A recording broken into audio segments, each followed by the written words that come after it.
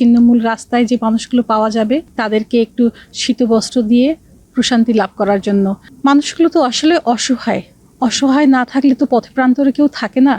তো সেই ক্ষেত্রে এই মানুষের শীতের সময়, তীব্র শীতে তাদেরকে একটু উষ্ণতার জন্য কম্বলগুলো, সরকারিভাবে যে কম্বলগুলো আমরা মানুষের মধ্যে বিতরণ করি, সেগুলোই সরাসরি তাদের হাতে গিয়ে তাদের কাছে তুলে দেওয়াটা, এটাই অনেক বড় দায়িত্ব আমার বলে মনে হয়, এবং এটা আমার জন্য অনেক মানসিক প্রশান্তিরও বিষয়।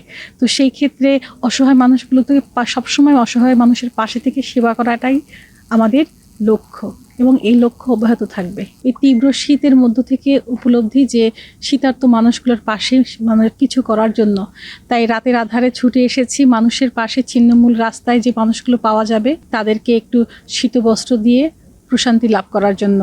আসলে মানুষগুলো তো সবসময় তাদের পাশে কেউ থাকে না।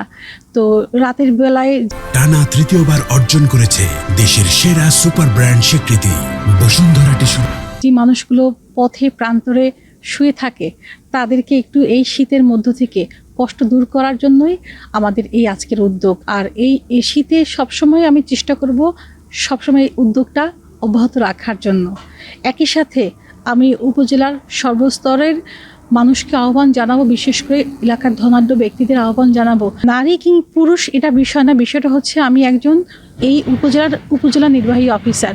তো সেই দিক থেকে নিজের হাতে এই গভীর রাতে মানুষের পাশে দাঁড়ানোটাই আমার কাছে প্রধান লক্ষ্য।